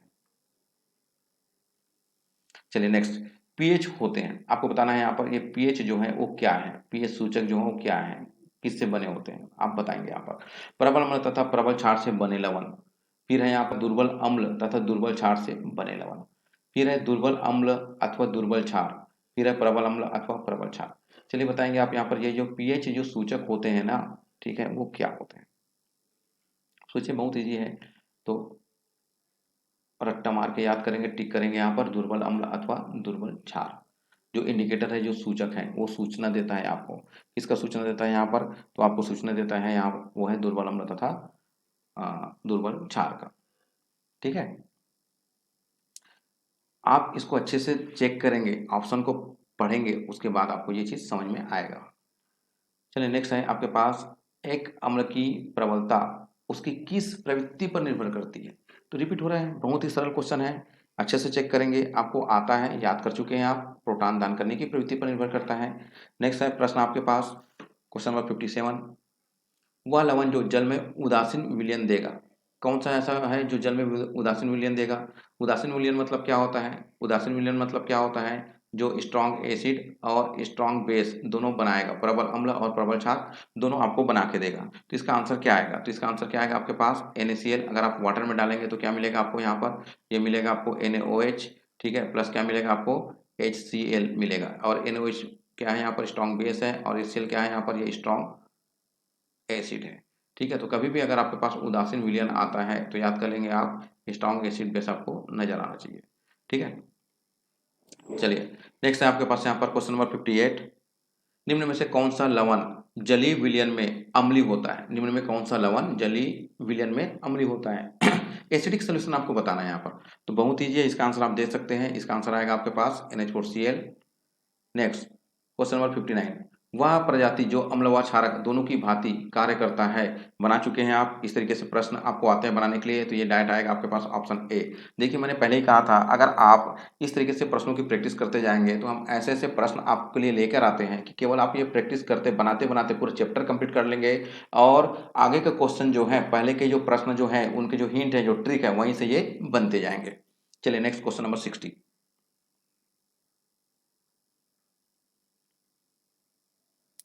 निम्न स्पीसीज में प्रबलतम क्षार है, प्रबलतम क्षार मतलब क्या बोला जा रहा है आपको? स्ट्रॉन्गेस्ट बेस आपको चॉइस करने बोला जा रहा है। ठीक है, चलिए बताएंगे क्या आएगा। तो ये आएगा आपके पास ऑप्शन ए, अच्छे से प्रैक्टिस करेंगे, बनाकर देखेंगे, बिल्कुल बनेगा आपसे। Next 61, BCl3 plus PH3 gives Cl3b and PH3। अब बताइए में लुईस बेस कौन है? लुईस क्षार आपको पूछा जा रहा है। ठीक है, अच्छे से चेक करके बताएंगे यहाँ पर कि लुईस क्षार कौन है। तो याद रखेंगे आप यहाँ पर, ये जो PH3 है ये क्या है? यहाँ पर लुईस क्षार है। और आप लुईस एसिड बेस अच्छे से पढ़ चुके हैं, तो आपको ये इसका आंसर भी देना आ जाएगा।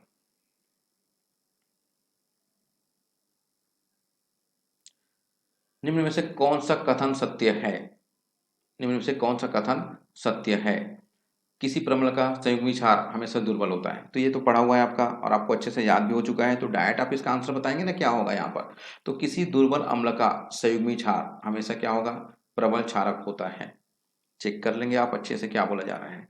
किसी प्रबल अम्ल का संयुग्मी क्षारक प्रबल क्षारक होता है। तो अगर ये प्रबल है तो ये भी प्रबल होगा, ये तो गलत है।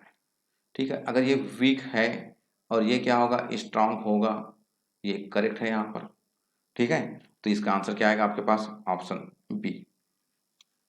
Next question number 63, OH minus का संयुग्मी क्षार है। जल्दी बताएंगे आंसर, तुरंत तुरंत फास्ट एकदम बोलते जाएंगे, क्या आएगा आंसर? तो बहुत इजी क्वेश्चन है, बहुत ही आसान है आपके लिए। OH माइनस ये दिया हुआ है, आपने क्या किया इसमें से? आपने एक प्रोटॉन को जैसे ही यहाँ से क्या किया? बाहर किया। प्रोटॉन को अगर आप यहाँ से क्या करेंगे? बाहर करेंगे, तो प्रोटॉन मीन्स H प्लस होता है। ठीक है, तो क्या आ जाएगा आपके पास यहाँ पर? O और एक माइनस और आ जाएगा, तो 2 माइनस हो जाएगा। ठीक है, देखेंगे आप AIEEE में आया हुआ प्रश्न है, मतलब ये IIT मेंस में आया हुआ प्रश्न है। नेक्स्ट, अम्ल की प्रबलता का सही क्रम है। वेरी वेरी इंपॉर्टेंट क्वेश्चन है, बहुत बार रिपीट हुआ है और अच्छे से आप इसको याद कर लीजिए, आपके 11th-12th में भी बहुत बार काम आएगा ये।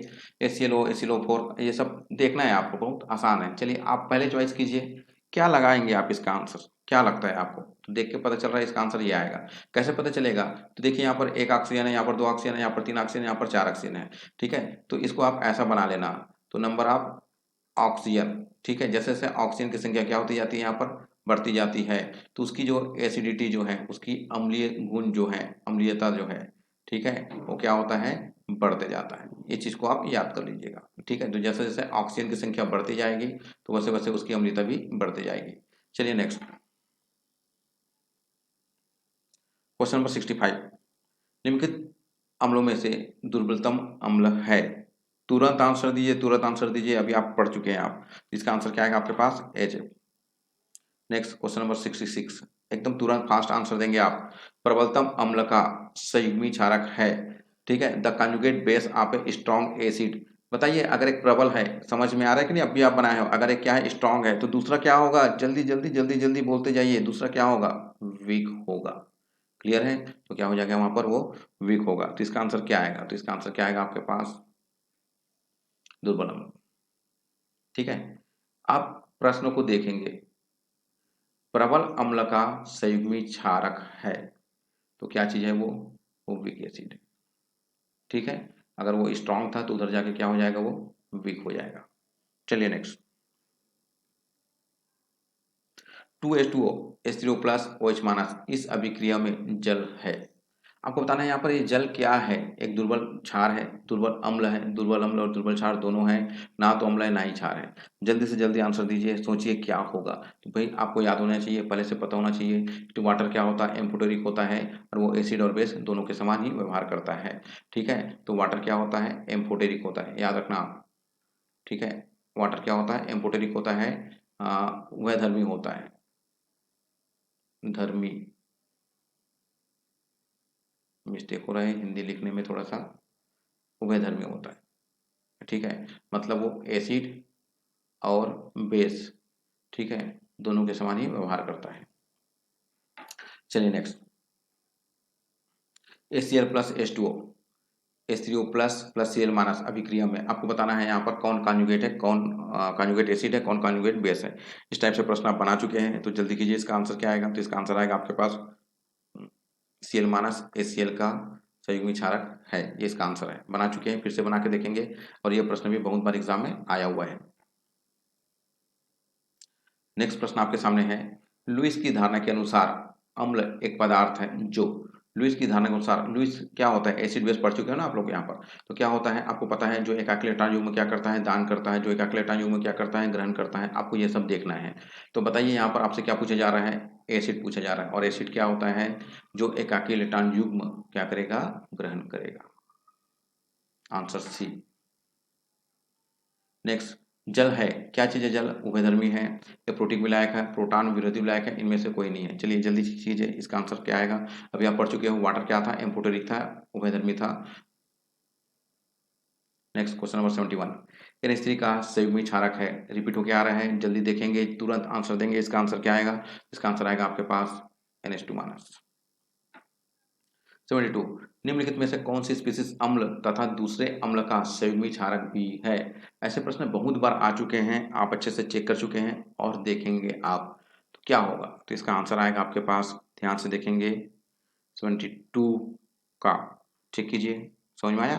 Very good. स्पीसीज चेक करेंगे, बोला क्या जा रहा है, घूमना नहीं है आपको। निम्नलिखित में से कौन सी स्पीसीज अम्ल है पूछा गया है, तथा दूसरे अम्ल का संयुग्मी क्षारक भी है पूछा गया है। तो बहुत सिंपल है ना भाई, आपको इधर उधर दिमाग नहीं लगाना है। क्या करोगे, ये देखिए आप, ये H2SO4 लीजिए। H2SO4 को अगर आप क्या करेंगे, प्रोटॉन एक बाहर निकाल रहे हैं तो क्या बन जाएगा आपके पास HSO4 माइनस, ये एसिड है तो ये क्या है उसका कॉन्जुगेट बेस। अब इसको अगर आप आगे बढ़ाएंगे यहाँ पर, ठीक है, तो ये हो जाएगा आपके पास SO4 2 माइनस। अब जैसे ही अगर आप इसको चेक करते हैं, देखेंगे अच्छे से, मैं फिर से समझा देता हूँ। तो अब ये क्या हो गया, अब ये हो गया यहाँ पर, ये हो गया, अब ये एसिड, ध्यान से समझना, ये क्या हो जाएगा आपके पास यहाँ पर, ये एसिड हो जाएगा और ये हो जाएगा उसका कॉन्जुगेट बेस। वही तो पूछा गया है, निम्नलिखित में से कौन सा स्पीसीज अम्ल है, अम्ल है, ये देखिए। तो ये क्या है, ये HSO4 माइनस जो है, ये क्या है यहाँ पर, ये अम्ल है, एसिड है, ठीक है। तथा दूसरे अम्ल का संयुग्मी क्षारक है। तो दूसरा अम्ल यहाँ पर क्या था, ये H2SO4 दूसरा अम्ल है, और इसका ये क्या था, तो इसका ये संयुग्मी क्षारक था। करेक्ट हुआ। चलिए नेक्स्ट क्वेश्चन नंबर 73। ब्राउनस्टेन लॉरी धारणा के अनुसार क्षार क्या होता है? तो पता है ना आपको, लारियन ब्राउनस्टेन प्रोटॉन दाता एसिड होता है, प्रोटॉन ग्राही जो है वो क्षार होता है। चलिए जल्दी कीजिए, इसका आंसर दीजिए। तो क्या आएगा आपके पास, एक प्रोटॉन ग्राही होता है। चलिए नेक्स्ट, इसके बाद क्वेश्चन नंबर 74। निम्न में से कौन हाइड्रोनियम आयन कहलाता है? ठीक है, which of the following known as hydronium ion. ठीक है, तो जल्दी कीजिए, इसका आंसर बताएंगे आप क्या आएगा। तो इसका आंसर आएगा आपके पास H3O प्लस। H3O प्लस को आप क्या कहते हैं, हाइड्रोनियम आयन कहते हैं। Question number 75।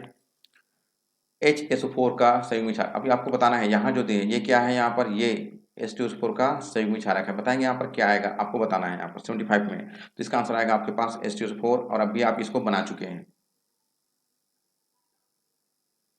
Question number 76। अम्ल वह यौगिक है जो देता है। तो भाई बहुत सिंपल है, पढ़ते पढ़ते आपको ये रट्टा मार के याद हो चुका होगा। अम्ल क्षार तो पूरा चैप्टर ही आपका यहाँ से खत्म हो जा रहा है। Next question number 77। ब्रॉन्स्टेड सिद्धांत के अनुसार HNO3 के जलीय विलयन में होगा, आपको बताना है क्या होगा। ठीक है, HNO3 के जलीय विलयन में, मतलब अगर आप HNO3 को वाटर में डालोगे तो क्या मिलेगा, तो बहुत ही सिंपल है, आपको मिलेगा यहाँ पर NO3 माइनस। चलिए नेक्स्ट क्वेश्चन नंबर 78। अम्ल के जलीय विलयन में खाली स्थान की उपस्थिति अभिलक्षण है, अम्ल के जलीय विलयन में। तो जल्दी से आंसर दीजिए, इसका आंसर क्या आएगा। तो समझ के चलिए आप, यहाँ पर अगर अम्ल का जल है, अम्ल को अगर आप वाटर में डालेंगे तो आपको क्या नजर आएगा, तो वाटर में डालने के बाद आपको नजर आएगा यहाँ पर H2O प्लस आयन नजर आएगा आपको।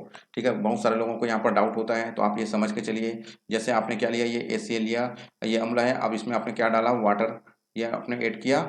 अब इसके बाद अगर आप चेक करेंगे तो ये क्या मिलेगा आपको, ये हो जाएगा यहाँ पर H3O प्लस, और ये हो जाएगा आपके पास Cl माइनस। ठीक है, ये एक प्रोटॉन था, ये प्रोटॉन को इसने इसको दिया तो ये बना यहाँ पर। ठीक है, तो इसके बाद ये इसमें कन्वर्ट हो जाएगा। चलिए नेक्स्ट, इसके बाद अमोनियम आयन है। अमोनियम आयन मतलब समझ में आ रहा है आपको, क्या बताना है, ये पूछा जा रहा है, ये NH4 प्लस, ऐसा ये अमोनियम आयन है।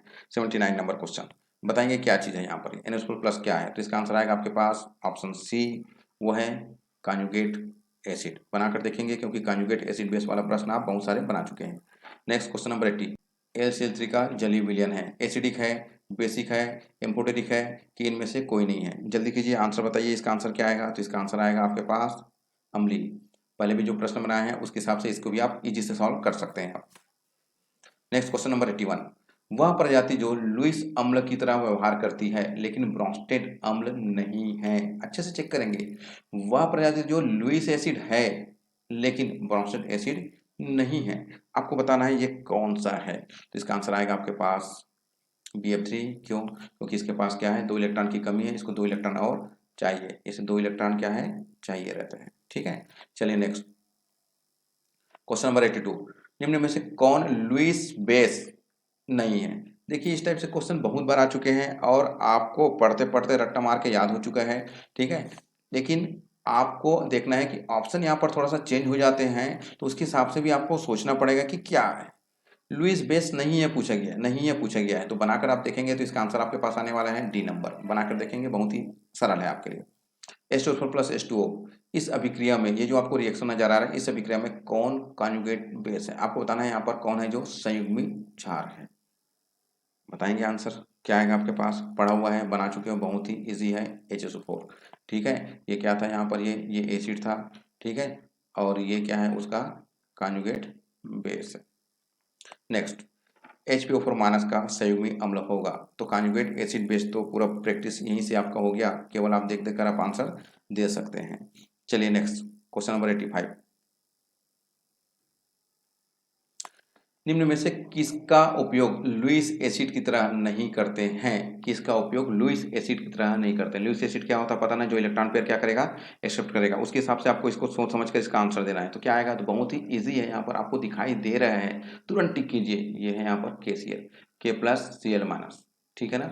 यहाँ पर कोई भी आपको पेयर में इलेक्ट्रॉन की आवश्यकता नहीं पड़ रही है यहाँ पर, ठीक है। चलिए नेक्स्ट, इसके बाद आएंगे आप 86, क्वेश्चन नंबर 86 चेक करेंगे आप यहाँ पर, लुईस के सिद्धांत के अनुसार निम्न में से कौन सा क्षार नहीं है, कौन सा क्षार नहीं है, ये बताना है आपको।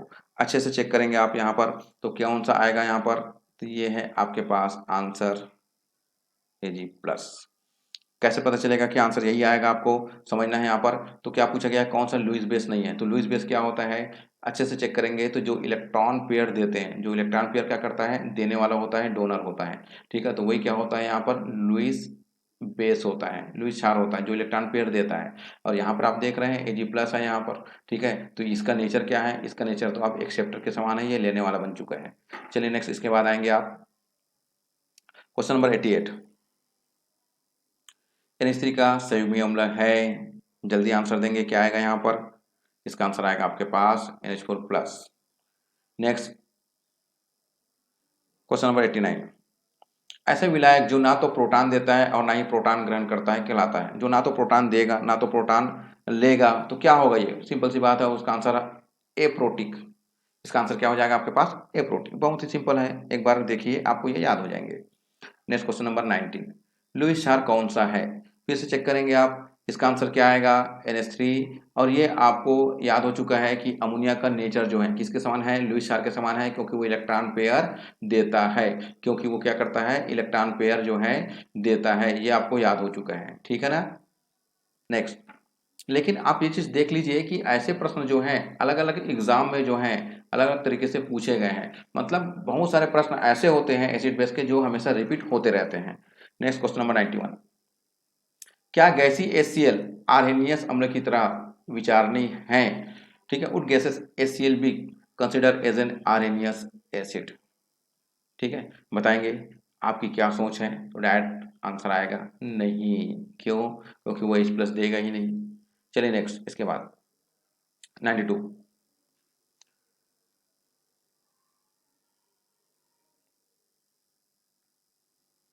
निम्न में से कौन सा एक उभयधर्मी विलायक कहलाता है, एम्फोटेरिक सॉल्वेंट बताना है आपको यहाँ पर, ठीक है ना, क्या बताना है आपको यहाँ पर, एम्फोटेरिक सॉल्वेंट आपको चॉइस करके देना है। अमोनियम हाइड्रोक्साइड फर्स्ट ऑप्शन है, सेकंड है क्लोरोफॉर्म, थर्ड है बेंजीन और फोर्थ है यहाँ पर वाटर। चलिए जल्दी करेंगे, इसका आंसर क्या आएगा, तो एम्फोटेरिक क्या होता है, ये भी रट के याद हो चुके हैं आपको, वाटर क्या होता है, एम्फोटेरिक होता है क्योंकि ये एसिड और बेस दोनों के समान व्यवहार करता है।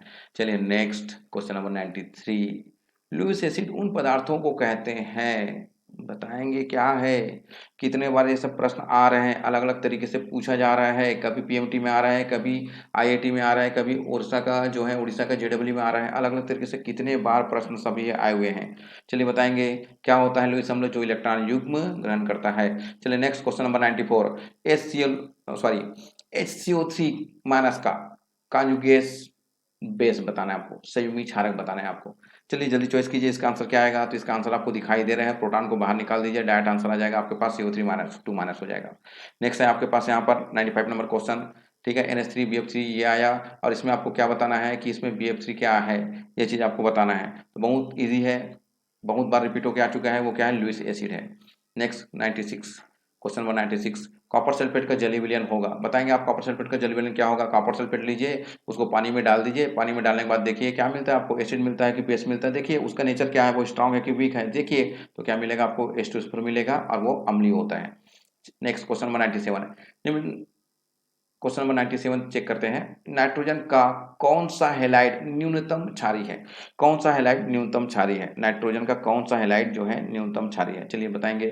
तो इसका आंसर आएगा आपके पास NF3। अच्छे से याद कर लीजिएगा, रट्टा मार के याद कर लीजिएगा। वेरी वेरी क्वेश्चन है, दिल्ली PMT में आया हुआ प्रश्न है। नेक्स्ट, HBr का संयुग्मी क्षार क्या होगा? बताएंगे आप। कॉन्जुगेट बेस ऑफ HBr पता है, डायरेक्ट टिक कर दीजिए। अब तो ये एकदम घोल कर आप पी चुके हैं ऐसे प्रश्नों को। नेक्स्ट, क्वेश्चन नंबर 99 प्रबलतम संयुग्मी क्षार है, स्ट्रॉन्गेस्ट कॉन्जुगेट बेस। आपको बताना है प्रबलतम कौन है इसमें से। ठीक है, से देखिए तुरंत फिर आंसर सोचिए और बताइए। तो क्या आएगा?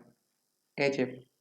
कॉन्जुगेट एसिड बेस में मैं आपको बता चुका हूँ, अगर एक क्या है यहाँ पर स्ट्रॉन्ग है तो दूसरा क्या हो जाएगा यहाँ पर वीक हो जाएगा। उसके साथ समय नंबर का प्रश्न आपके सामने है। H2PO4 का संयुग्मी क्षार है, बताएंगे इसका आंसर क्या आएगा। तो क्या करना है आपको, ये लेना है यहाँ पर H2PO4 माइनस है, इसमें से एक प्रोटॉन को बाहर निकालेंगे तो ये हो जाएगा यहाँ पर HPO4 2 माइनस।